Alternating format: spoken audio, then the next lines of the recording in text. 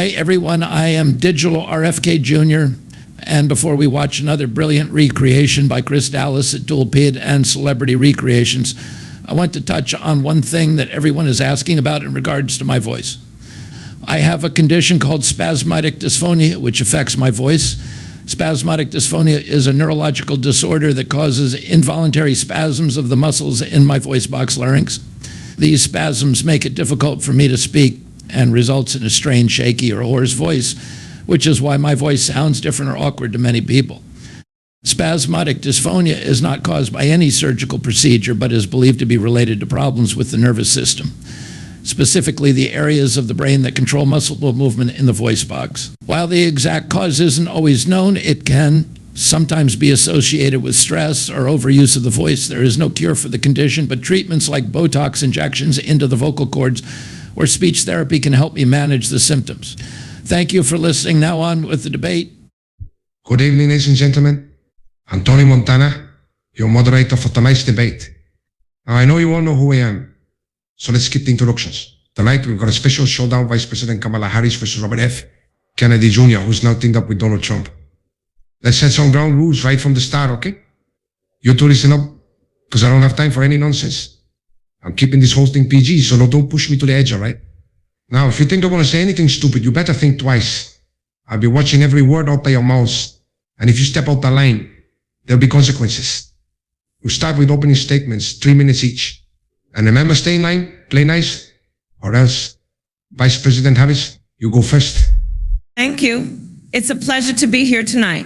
Our nation is facing significant challenges from climate change to health care, and we need leaders who understand the issues and can build on the progress we've made under the Biden-Harris administration. We've fought for economic recovery, climate justice, and the rights of all Americans, and will continue to do so.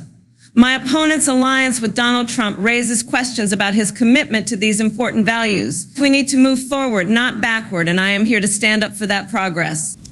Thank you, Kamala, and thank you, everyone, for being here. My decision to join forces with Donald Trump isn't about moving backward. It's about moving forward in a way that respects the Constitution, public health, and individual freedom. Our current administration has overreached its authority, especially in response to the COVID-19 pandemic, which has eroded trust in public health institutions. As a nation, we need to question, challenge, and demand transparency from our leaders. That's why I'm here tonight, to advocate for truth, freedom, and integrity. Okay, now let's talk about public health. Vice President Harris, the Biden-Harris administration pushed for vaccine mandates and other COVID-19 measures. Robert F. Kennedy Jr., you've been a vocal critic of these policies. Why? It's simple. The American people have a right to bodily autonomy and informed consent. Kamala, your administration pushed mandates without fully transparent data and overlooked natural immunity, which has been shown to be effective in numerous studies. Forcing mandates on people, especially those who are young and healthy, is an infringement on personal freedom. People lost jobs, livelihoods, and were ostracized for choosing what's right for them. That's not public health, it's authoritarianism. We were acting in the interest of public safety, Robert. The vaccines were the best tool we had to control the spread of COVID-19 and prevent deaths. Our decisions were based on science and expert advice. But you ignored alternative scientific voices, Kamala. You silenced dissenting opinions, some from highly respected doctors and scientists. The very foundation of science is debate, not censorship. The truth is, public health policy should be about protecting the most vulnerable while respecting individual rights. People should never have to choose between feeding their families and following their conscience. Okay, man, let's move to the environment. Vice President Harris, you've been a proponent of the Green New Deal. Mr. Kennedy, what's your stance? The Green New Deal is about securing our future. Climate change is an existential threat, and we must act now. The Biden-Harris administration has made historic investments in clean energy, electric vehicles, and reducing carbon emissions. This is about saving our planet. Kamala, you talk about climate change, but what about accountability for major polluters? Under your administration, big corporations continue to get away with environmental degradation, while ordinary Americans bear the cost. I'm for real environmental reform, holding corporations accountable, stopping subsidies for fossil fuels, and investing in truly sustainable energy solutions like nuclear power, which you've ignored. Your policies hurt the working class the most with rising energy costs and taxes that don't affect the wealthy elites. Our policies are aimed at transitioning to a greener economy, Robert. Fossil fuels are outdated, and renewables are the future. I'm not against renewables, Kamala, but we need a balanced approach. The problem is your green agenda is more about corporate profit and political control than actually solving environmental problems. It pushes expensive technologies that most Americans can't afford while lining the pockets of those who lobby for these policies. That's not progress, that's exploitation. Okay, man. Lastly, it's discuss civil liberties and freedom of speech. How do you both view the current state of free speech in America? Free speech is a fundamental right, but we also need to ensure that misinformation and hate speech do not spread. The Biden-Harris administration is committed to safeguarding democracy by fighting misinformation that can cause harm. Kamala decides what's misinformation. Censorship by tech companies and the government is a slippery slope. Today, it's about health. Tomorrow, it's about anything that goes against the prevailing political narrative. This is a form of control and a direct threat to our democracy. People should be free to express their thoughts, even if they challenge the mainstream narrative. That's how democracy works. Robert, misinformation can be dangerous. It can lead to real-world harm, as we've seen. The real danger, Kamala, is in suppressing debate. Let people decide for themselves. Transparency and truth should guide us, not fear of what might be.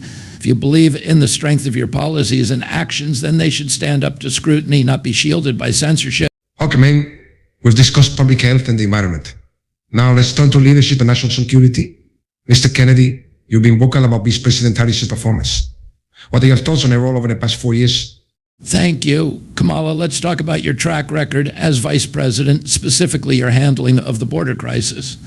Over the past 4 years, we've seen over 20 million illegal immigrants cross our borders. This isn't just a number, it's a massive failure of leadership and responsibility.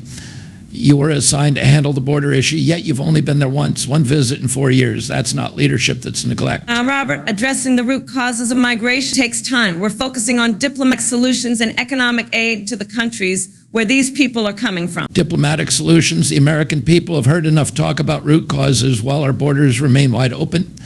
People are suffering because of this. The influx of illegal aliens has led to increased crime rates in our drug trafficking, and human trafficking. American citizens are the ones paying the price. It's pathetic that you've been more focused on photo ops than actually solving the crisis. How can you call that progress? We are committed to a humane and comprehensive immigration policy, Robert. We can't just build walls and expect the problem to go away. I'm not saying we should be inhumane, but we must enforce our laws. Allowing unchecked immigration without any accountability undermines the safety and security of our country. You claim to care about justice and equality, but where is the justice for the families of American citizens harmed by criminal elements that slip through our border? Where is the equality when American workers lose their jobs to illegal labor? You had 4 years to address this, Kamala. Instead, you chose to ignore the crisis while American communities, particularly minority communities, bear the brunt of the consequences. This isn't just a failure, it's a betrayal of the very people you claim to represent. Leadership means making tough decisions and facing challenges head on, not avoiding them. That's what I'll bring to the table: real leadership, real accountability, and a commitment to protecting the American people. Kamala, let me be frank with you and with everyone watching tonight. The American people deserve a leader who will face challenges, not avoid them. They need someone who will prioritize their safety, their freedoms, and their prosperity. So over the past 4 years, your actions, or rather your inactions, have shown that you are not that leader. You've had the responsibility to address the border crisis, but instead of taking decisive action, you've turned a blind eye. You've only visited the border once while millions of illegal immigrants have poured into our country, overwhelming our systems, increasing crime rates, and endangering our citizens. Your administration's refusal to secure the border has led to chaos, with drugs and human trafficking becoming rampant. This is not the America we want or the America our founders envisioned. On top of that, your track record shows a disturbing pattern of placing political correctness and appeasement above the genuine needs of the American people. You've aligned yourself with policies that push divisiveness and foster mistrust. From enforcing vaccine mandates without regard for individual rights to supporting environmental policies that disproportionately burden working class families, your decisions have consistently hurt the very people you claim to advocate for. Kamala, you talk about justice and equality, but where is the justice for the hardworking American families who are struggling to make ends meet while their communities become less safe? Where is the equality for small business owners who had to shut down because of overreaching government mandates? You've failed to stand up for the middle class, the backbone of this country. You've failed to stand up for the rights and freedoms that define us as Americans. Yeah, you say you want to lead this country, but true leadership means making the tough calls, putting the American people first, and standing by principles of freedom and transparency. It means being willing to listen to different viewpoints, to engage in honest debate, and to admit when mistakes are made. Your administration has shown time and again that it is more interested in controlling the narrative in seeking the truth. If you win, Kamala, we will see more of the same, more division, more government overreach, more disregard for our Constitution, and more policies that fail to protect our citizens. We cannot afford another 4 years of neglect, empty promises, and failed leadership. America needs a president who will unite us, who will stand up for our rights, and who will fight for the truth, no matter how uncomfortable it may be. This country is crying out for change, real change, and that change will not come from more of the same broken policies and failed leadership that you represent. It will come from leaders who respect the Constitution, who believe in individual freedom, who demand accountability, and who put the American people first. That's the kind of leadership I stand for, and that's why I'm here to offer a different vision for our great nation, one that is grounded in the principles of liberty, justice, and truth. Before we wrap up tonight, I want to take a moment to thank Chris Dallas Dual-Ped and Celebrity Recreations for bringing you yet another remarkable creation. This isn't just AI, this is storytelling at its finest. Chris puts in the hard work and creativity to bring these stories to life, making them more than just simple animations. He goes the extra mile. He crafts intricate narratives that engage, challenge, and entertain. They're about sharing perspectives, sparking conversations, and providing a space where real voices can be heard. So if you enjoyed this video, please make sure to subscribe to the channel. Leave a comment if you want to be heard, like the video if you found it insightful, and share it so others can join the conversation. Your support helps keep these creations coming, and we appreciate each and every one of you who takes the time to watch and engage with us. Thank you, everyone, for watching and being part of this channel. Together, we can keep these important conversations going and get Trump back in that White House where he belongs. Until next time, I'm Digital RFK Jr., wishing you all a good night.